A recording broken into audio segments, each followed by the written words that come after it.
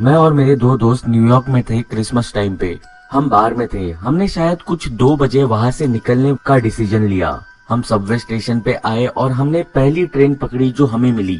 और जैसे कि हमने एक्सपेक्ट किया था, पूरी ट्रेन खाली थी। ड्रिंक करने के बाद अब तक हम पूरी तरह नॉर्मल हो चुके थे। हमने बगल के बोगी में से आवाजें सुनी, आवाज किसी के चिल्लाने की। हमने 2 बोगी के बीच के दरवाजे के ग्लास में से बगल के बोगी में पीक किया।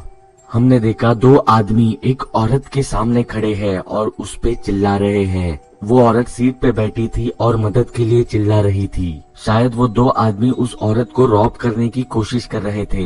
मैंने अपने दोस्तों से कहा कि हमें वहाँ जाकर उस औरत को बचाना चाहिए, लेकिन फिर से उस बोगी में देखने पर हमें पता चला उन दोनों आदमियों के पास गन है। ऑफ कोर्स अब हम वहाँ पे नहीं जा सकते थे क्योंकि ये काफी खतरनाक हो जाता।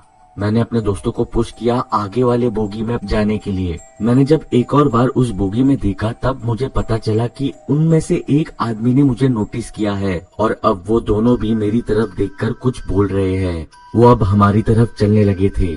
हमने भागते हुए शायद 3 या 4 बोगीज को क्रॉस किया और वो दोनों भी आदमी हमारा पीछा कर रहे थे। फाइनली ट्रेन नेक्स्ट स्टेशन पे आके रुकी।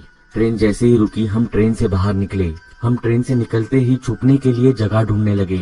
मैं अपने दोस्तों से सेपरेट हो गया। मैं बड़े कचरे के डिब्बे के पीछे छुपा। मुझे उन 2 आदमियों के फुटस्टेप्स की आवाजें सुनाई दे रही थी, तो मुझे पता था कि मुझे और कोई हाइडिंग स्पॉट अब नहीं मिल सकता। मैं कचरे के डिब्बे के पीछे बैठा रहा। मैं डिब्बे के ऊपर से पीक करने की कोशिश कर रहा था to have a better look at them now. वो दोनों भी इंसान काफी गुस्से में थे। उनकी आंखों में वो गुस्सा नजर आ रहा था। उन दोनों की उम्र शायद 30 के ऊपर होगी। मैं काफी श्योर था कि वो बस हमें लूटने की कोशिश कर रहे हैं। तभी मैंने उनमें से एक आदमी को कहते हुए सुना, अगर वो दिख जाए तो सीधा गन से उड़ा देना। ये सुनकर मैं काफी डर गया। मैंने जोर की सांस ली, लेकिन मैं खुद को काफी लकी कंसीडर करूंगा कि वो आवाज उन तक नहीं पहुंची। मैं कचरे के डिब्बे के पीछे डक करके बैठ गया। वो दोनों आदमी आगे की तरफ चल के गए। मैंने नोटिस किया कि अभी उन दोनों के हाथ में गन्स नहीं है, शायद जेब में होगी। वो शायद सीसीटीवी कैमरा से बच रहे थे। जहां वो गए थे उनके मैं ऑपोजिट डायरेक्शन में क्रॉल करते हुए निकला। आगे की तरफ मेरे 2 दोस्त मुझे वेव करते हुए बुला रहे थे। मैं उनके पास गया। हम दूसरे बड़े पोल के पीछे जाके छुप गए। हम वहाँ पे शायद कुछ 10 से 15 मिनट के लिए बैठे रहे।